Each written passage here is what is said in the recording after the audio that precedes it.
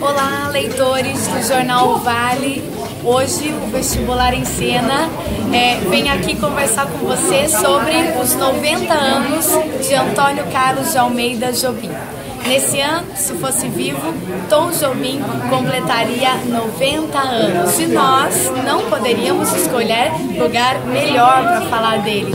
Foi justamente num boteco que ele, em 1956, encontrou Vinícius de Moraes, no Rio de Janeiro, um bar chamado Vilarinho, e ouviu do Vinícius que precisava de um compositor para fazer uma peça musical chamada Orfeu Negro. A parceria não poderia ser melhor.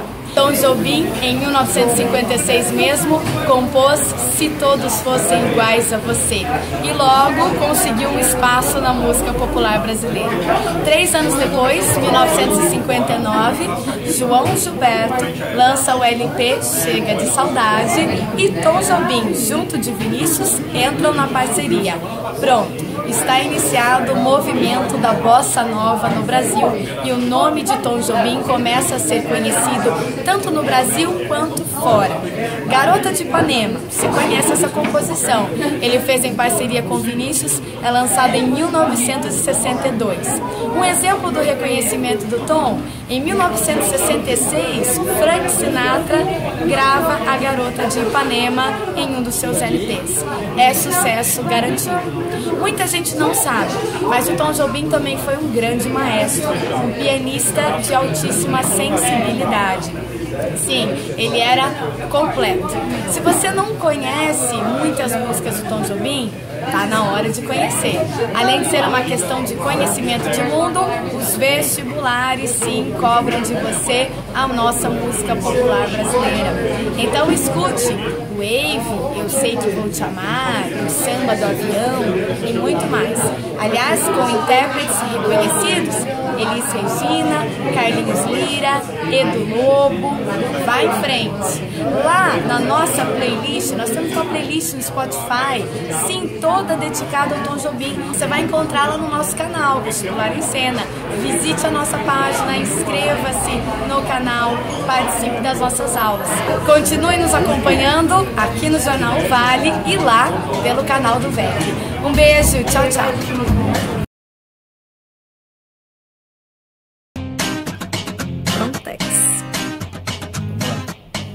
Olá, meus caros leitores e leitoras do jornal O Vale. Hoje nós estamos aqui com mais dicas para os seus vestibulares, junto com o grande professor Thiago Cabral, mestre em Física pela USP, e com dicas bastante preciosas para vocês. Certo, Thiagão? Certo, isso aí, Fábio. Tamo junto. Me parece que nesse ano o Enem tem algumas novidades, não é verdade? Sim, dentro da prova a primeira coisa que mudou foi a distribuição das grandes áreas. Antes a prova de matemática ficava junto com a prova de linguagens e códigos e hoje ela passa a integrar o conjunto de provas com a área de ciências da natureza. Ou seja, a carga de continhas na prova aumenta em muito esse ano no segundo dia 12 de novembro. Isso, fiquem atentos e atentas. E em relação ao perfil da prova de física, que dica que você daria para nós? Bom, as estatísticas das questões, elas apontam a distribuição das questões de física na prova de ciências da natureza, que são 15 no total, onde 30% dessas questões, o que corresponde de 3 a 4 questões, se referem ao tema de mecânica. O que a gente deve lembrar é que dentro do contexto da mecânica, o que vai ser cobrado vai ser a parte de cinemática, a parte de dinâmica, que tem a ver com a causa dos movimentos, e também a parte de hidrostática. A gente nunca deve esquecer, quando a gente fala da prova do Enem, que todos esses conceitos, Fábio, eles sempre são dirigidos para uma aplicação. Algumas questões, elas tratam de conceitos, digamos assim, puros, a essência do conhecimento, mas a grande maioria voltada para a aplicação em sistemas, como máquinas, como o estabelecimento de placas de trânsito com relação à aceleração e coisas desse tipo. As outras questões, a gente pode colocar que 25% delas, o que corresponde de 4 a 3 questões, são dirigidas para a área de eletricidade. Uma dica é que você não perca muito tempo estudando a parte de eletrostática, que são os conceitos fundamentais da eletricidade. Porque a prova do Enem ela é bem mais direcionada para a parte de eletrodinâmica, que tem a ver com o movimento de cargas elétricas, ou seja, diz respeito à aplicação em circuitos elétricos. Como eles funcionam, como eles dissipam energia, quem são os consumidores de energia e os produtores, os geradores de energia elétrica, como assim são chamados na área. A gente pode dizer também que 20% dessas questões elas são dirigidas para a área de ondulatória. Eu acho que eu errei essa parte. E estava certo! Não acredito nisso. É ondulatória, termologia. Tem problema, óptica. pega daí. Você tá a par de onde a gente parou? Sim. Bom, a gente ainda pode dizer que 20% das questões da prova elas são dirigidas para a área de ondulatória. Isso é bem interessante, Fábio, porque quando a gente fala em ondulatória é uma parte, digamos assim, abstrata da física, mas são conceitos muito relevantes para a sociedade moderna globalizada, a sociedade da informação. Porque todos os meios nos quais a gente troca informação, inclusive esse que a gente está usando hoje, eles transmitem todos esses dados via conceitos de ondulatório, via ondas eletromagnéticas. Então fique atento nesse contexto de aplicação dos conceitos de ondulatória. A gente pode apontar que outros 17% das questões da prova, o que equivale a mais ou menos 2 questões, são voltadas para questões de termologia, estudos sobre temperatura e calor. Interessante quando a gente olha para o contexto do aquecimento global. E a gente tem que lembrar que tudo aquilo que se fundamenta na questão da vida também está relacionado ao calor. O conceito entre Sol e Terra, por exemplo, e toda a parte biológica que se estrutura daí, vem desse conceito de calor. E também a gente não pode esquecer das máquinas térmicas, os motores que funcionam com os combustíveis, fósseis ou não. E por último, o ramo da física menos abordado na prova do Enem é o ramo da óptica. Mas quando a gente olha para as questões de óptica da prova, você percebe um direcionamento para questões relacionadas aos instrumentos ópticos, a lupas, microscópios e telescópios. Então, ficar atento no estudo de lentes e espelhos. Acredito que esse seja um bom começo para você que quer estudar física para o Enem. Legal, bacana. Como você pode notar, nós temos aqui a dissecação da prova de física, né? Com dicas bastante completas para nós, tá legal? E não se preocupem, porque essa aula vai estar disponível tanto na página do Vestibular em Cena, onde você pode consultar mais uma vez esse vídeo, como também estará disponível lá em nosso canal, tá legal? Aí dessa maneira, então, você tem a chance de rever esse vídeo com o professor Thiago e fazer as suas anotações. No mais, continue nos acompanhando. Certo, Thiago? Certo. Valeu pela presença. E bora estudar. Forte. E bora estudar. Até logo. Tchau, tchau. Até logo. Olá, leitores do Jornal Vale. Hoje o Vestibular em Cena traz uma participação muito especial. A professora Daphne, de Gramática e Redação, que vai falar de dicas de redação do Enem. Uma parte importantíssima da prova, não é? Tudo bem, Daphne? Isso mesmo. Oi, pessoal, tudo bom? Bom, vamos falar um pouquinho da redação do Enem, porque ela é a única prova dentro do exame do Enem que pode chegar a nota 1000. A prova de redação, ela tem um peso de 20% no total da nota do exame. E com isso, faz com que a nota total dele levante e ele consiga um ingresso numa universidade. Sim. Por isso que ela é tão importante, porque com a redação você abre portas para várias universidades no Brasil inteiro. E Daphne, o jeitão do texto, que tipo de texto que é exigido do candidato? Bom, a prova do Enem, ela trabalha na parte de produção com um único gênero textual, que é a dissertação argumentativa. Porém, ele vem com uma particularidade, porque o aluno ele tem 30 linhas para discorrer sobre um tema que é dado na proposta de redação. A partir disso, na conclusão, ele tem que apresentar uma proposta de intervenção. O que é uma proposta de intervenção? Seria uma solução para aquele problema. E essa solução não pode ferir direitos humanos, não pode agredir ou ofender ao outro, porque caso isso venha ocorrer, a prova será zerada, anulada. Entendi. E com relação aos temas, eu sei que essa é uma pergunta delicada, né? Mas é recorrente. A gente tem um histórico do Enem, então a gente sabe avaliar quais são os temas mais prováveis, quais são os temas geralmente exigidos do candidato. O que você nos diria sobre isso? Bom, a gente não vai falar em relação ao tema em si, mas sim de como o Enem se apropria desses temas e de que linha ele segue para oferecer o tema de discussão ao candidato, que são temas sociais.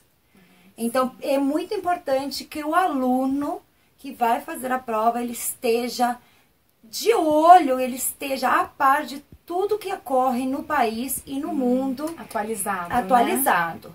Com cunho social, não político. A gente não pode confundir política de social.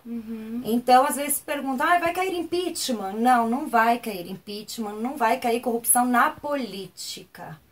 Vai cair algo que seja de ordem social. A corrupção no dia a dia. Exatamente, a corrupção no dia a dia, a escassez da água e os problemas que pode acarretar, mas nada com ordem política, porque a prova não tem essa finalidade política. Entendi. Então, um aluno que lê bastante jornal, um aluno que assiste ao vestibular em cena, ele é um aluno que vai se dar bem na temática da redação. Sim, porque esse é um aluno que está atualizado, é um aluno que está a par, como eu disse, de tudo que ocorre no país e no mundo. Legal. Então, esse aluno precisa conversar com os professores, conversar com os colegas, assistir aos jornais, ler jornal, para conseguir discernir as informações e chegar ao seu próprio argumento. É importante que a prova tenha uma marca de autoria própria. Sim, posicionamento. Sim, o posicionamento dele mesmo. Ele não pode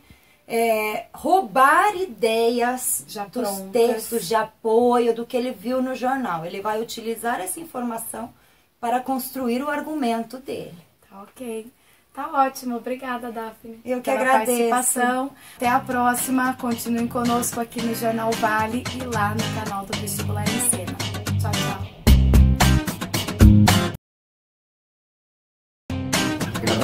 Gravando? Vamos lá. E aí, meus caros e minhas queridas leitores e leitoras do jornal O Vale. Hoje nós estamos aqui com uma grande companhia, o professor Danilo Dakar. Pois vim até aqui a grande São Paulo justamente para conseguir algumas dicas valiosas para vocês e para a prova de matemática, não é mesmo, Dakar? Exatamente. Seja bem-vindo. Muito obrigado. Legal. Vamos lá. Primeiro é um prazer participar de um trabalho feito pelo Fábio com tantas mãos importantes que fazem com que esse projeto aconteça. Para mim é um prazer. E aí a gente vai falar da tão temida matemática, né, Fábio? Porque a matemática é um eixo bem difícil, porque são 45 questões. E claro, uma prova de 45 questões ela é muito diversificada, né? Então os alunos têm que tomar cuidado com essa diversidade de questões. São vários temas que são abordados e dentro de um contexto. Portanto, vai vir muito texto, né? Esses textos são relativamente grandes, né? As questões estão ali dentro de uma seleção de textos que eles desenvolvem com uma temática geralmente ou de assuntos cotidianos ou de questões aplicadas, coisas que eu vi que o Thiagão lá em Física falou bastante, né? Eu achei bem bacana, né? Só que aí temos um problema esse ano. Qual é que é? Como o Thiago mesmo falou, mudamos a cara do Enem, né? A prova de matemática, ela é junto com ciências da natureza. E isso é um problema porque agora é muito cálculo no mesmo dia. Então, afinar a estrutura de estudo, afinar as questões, cálculo, estudar bastante, prática, tempo, isso é muito importante. Então, a primeira sugestão que eu dou, fazer provas anteriores. Legal. Estudar entre as provas do Enem que passaram, fazer bastante questão, às vezes marcar o tempo, para que não se perca muito nesse estudo, né? Marcar um tempo. Uns 3 minutos. 3 minutos mais ou menos por questão, né? 3 minutos é o suficiente e é legal que ele marque para saber se ele está conseguindo se adequar ao tempo de prova, né? Bom, agora vamos aos temas, né? Os temas são as coisas que a gente sempre espera que a gente escute. Primeiro, funções. Funções é um tema muito completo, porque funções ele pode vir com outros temas internos. Por exemplo, logaritmo, exponencial, função do primeiro grau, que geralmente é tradicional, função quadrática, que é tradicional, sempre contextualizada. Então dá um trabalho de leitura, uma leitura importante, entender o comando da questão, o que está se pedindo, isso é muito importante, né? E o que vem a ser o comando da questão? O comando é o seguinte, geralmente existem palavras pontuais que o Enem cobra. Por exemplo, caracterize, reflita. Na matemática, geralmente calcule, analise, e dentro de uma estrutura de texto e gráficos. Né? Não só gráficos, gráficos como infográficos, tabelas em setores, tabelas numéricas. Isso é muito cobrado no Enem. Nossa, análise de gráfico é uma das habilidades mais cobradas no Enem. Né? Afinal de contas, na verdade, são 45 habilidades. Então, tem que ser distribuídas as habilidades de acordo com os textos. Mas, gráfico geralmente está permeando em várias questões. Legal. Então, é bem bacana. Pensando em gráfico, já tem um outro tema que é importante, que é o tema estatística. Né? Variância, moda, média, desvio padrão, são coisas que o Enem adora cobrar. Por quê? Porque dá para ser inserido num contexto. Dá para contextualizar. Então é uma coisa bastante cobrada também. Junto com estatística tem a tão temida probabilidade. Né? Contagem e probabilidade também é algo que o Enem adora, porque também dá para contextualizar. Então o Enem prioriza muito questões contextuais, né? Isso é bem bacana. E aí, para finalizar essa primeira dica de questões, vem a geometria espacial. Por que a geometria espacial? Ela tem, junto com a geometria espacial, toda a geometria plana por trás. Então, não é saber só geometria espacial, é saber geometria plana também como recurso para a geometria espacial. Então, é muito importante áreas, muito importante volume, às vezes alguns teoremas pontuais, teorema dos senos, teorema dos cossenos, mas o mais importante é que isso sempre está agregado à questão do contexto e à geometria espacial. Então, é importante que ele entenda essa relação. Às vezes, uma geometria analítica junto com geometria espacial e geometria plana. Então é bacana que eles sempre se amarram, né? E é bom deixar claro para vocês que não fiquem como que atarantados, então não se preocupem porque o vídeo vai ficar disponível tanto na página do Vestibular em Cena, quanto depois também vai para o nosso canal. Aí você pode revisar todas as dicas que o professor da Caixa deu para vocês. Agora, aproveitando que é um grande professor de matemática com a gente, dá uma palhinha a respeito da famosa TRI. Ah, isso é muito sério, principalmente em matemática. A gente chama a TRI de teoria de resposta ao item. Como é que funciona essa teoria? Na verdade, geralmente quando a gente faz uma prova, a gente tem a nota, né? E geralmente o ranking os mais bem classificados são os que tiraram a melhor nota, que acertaram mais questões. Geralmente em questões, em provas de larga escala, a gente usa a TRI, que na verdade não é bem assim. A TRI, ela prioriza a quantidade de questões acertadas também. Porém, existe uma coisa mais importante por trás, que é o peso, a importância de algumas questões.